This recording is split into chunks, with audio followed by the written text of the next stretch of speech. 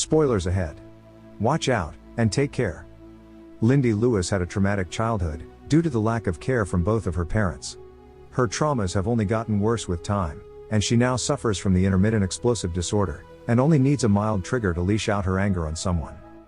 After going through a lot of failed treatments, she was also sent to the military so that she could learn to channel her rage, but the results were no different than earlier. Eventually, her psychiatrist, Dr. Munchkin, comes up with a treatment, and provides her with an electric shock vest, which she uses to control herself from fighting with others. One day, in an attempt to be normal, she goes on a date with a guy named Justin. Although she tries to bail out at the last moment, but decides to stay, as he seems like a nice person to go out with. As they have a conversation, a waitress comes over to take their orders, but when she keeps on rejecting the dishes Justin wants to have, it makes Lindy outrageous, and she barely controls herself from stabbing her with a knife. A few minutes later, while using the restroom, she overhears the waitress making fun of Justin. Lindy tries to use her device, but it has become less effective. So, Lindy loses control and beats her up, but then flees from the restaurant without informing him. The next morning, she takes the device to Dr. Munchkin, and asks him to fix it. While fixing it, he asks about her date last night, which was actually a social experiment, but she thinks it badly failed, as she once again hurt someone. Although he returns the device, but tells Lindy, the only permanent solution to her problem, is to build a deeper connection with someone, and urges her to be in a relationship, but she leaves without saying anything. Although she has no plan to see Justin again, she suddenly gives him a call. In their next meeting, they get along pretty well, and she even shares her passion for photography. They come over to Lindy's place, where he tries to kiss her, but she gets upset, thinking she might hurt him as well. Later, Justin also finds out about her vest, but does not care about it at all, and they spend the night together. After waking up the next morning, she gets a gift from Justin, and is overwhelmed to see it's a camera. After she thanks him for the gift, he asks her about her medical equipment, and she reluctantly shares about her disorder. She then requests him to stay longer, but he says he must report back to his office, where he works as the accountant, and leaves after inviting her to his house for dinner. She is overjoyous about this unexpected experience of being closer to someone, and excitedly meets Dr. Munchkin to share her happiness with him. As she did not use her device at all last night, she thinks if this relationship works, she might not need it again. After visiting the doctor, she spends the day taking pictures with her new camera. As she gets ready for dinner at night, she receives a message from Justin, telling her that he might get late. Lindy then calls him, but reaches Detective Vickers, who inform her about Justin's murder. She rushes to the police station, where Vickers and Detective Niven tell her that his dead body was found in a dumpster. While talking to them, Lindy feels they are not taking much interest in the case, and leaves the office, while deciding to investigate on her own. She later attends his funeral, and grieves his death, while remembering the short time she spent with him. After being unable to control her emotions, she meets Dr. Munchkin again, who gives her sedatives to calm her down. After waking up again, she shares with him about Justin, and suspects his only client Barry might be involved in his murder. He tries to divert her mind, and asks her to let the police do their job, but she has made up her mind to take things into her own hands. Despite Dr. Munchkin stopping her, as he thinks she might kill someone, Lindy still decides to go on with her plan, and leaves the clinic after threatening him. She calls Detective Vickers, and asks him to come over to her house. As soon as he leaves the office, she sneaks into the building, and steals Justin's stuff from the evidence room. From his wallet, she gets his address, and visits his apartment to find any clues. As she looks around the place, Vickers calls her and scolds her for breaking into his office. He also tells her that although his partner wants to arrest her, he wants to give her another chance, so he informs her that Nivens is coming over. After listening to him, Lindy quickly leaves the apartment, but comes across Nivens at the door, who calls her a murder suspect, and intends to take her to the police station. As Vickers is still on the phone, Lindy tells Nivens about it, and tosses it over to her, but then escapes after attacking her. From the parking lot, she steals Justin's McLaren, and rushes out of the building. Nivens and Vickers start chasing her down, but end up in an accident, while Lindy successfully flees from the scene. The next morning, she visits a mobile store, and asks the manager to connect her to a hacker. He takes her to Andy, and Lindy requests her to break into Justin's phone.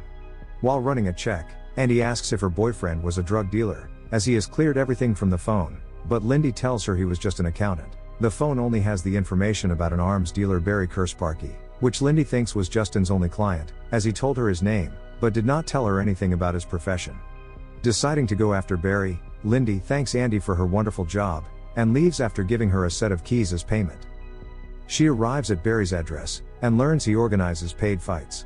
She directly questions him about Justin's murder, but he does not share anything with her. Seeing her determination, he challenges Lindy to fight his best 3 men in exchange for the information, and she agrees to do it.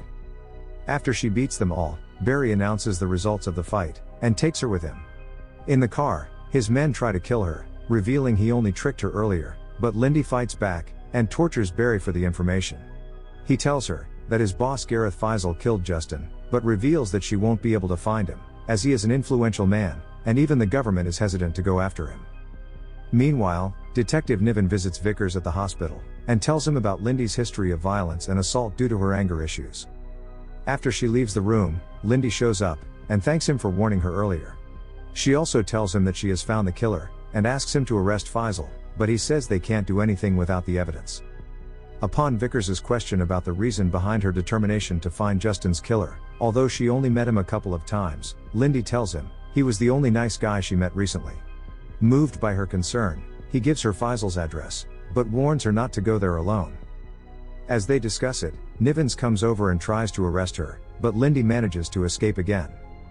She arrives at Faisal's office building, but his security in charge, Delacroix, agrees to take her to the office, but knocks her down in the elevator, and confiscates her vest, before sending her out of the building. In the car, she continuously misses her vest, and asks the driver to pull over, but attacks him as he refuses to do it. The ensuing struggles result in an accident, but she makes it out of the car and leaves. Later, she meets Dr. Munchin again, and after telling him about her adventure, requests him to build her another device. After having dinner with him, she comes back to her apartment, but learns someone is already there. She jumps in through the window, and finds Faisal's men have set up a booby trap, to kill her in an explosion. After dismantling the device, she takes it with her, and sets another bomb in the apartment to stage her death. After coming out of the building, she meets Vickers, who wants to arrest her for her own safety, but gets distracted after her apartment explodes, which gives her enough time to disappear again. Vickers calls her, and tries to keep her from going after Faisal, while asking her to let them do their job, but she knows they won't arrest him, so she ignores his concern and goes anyway.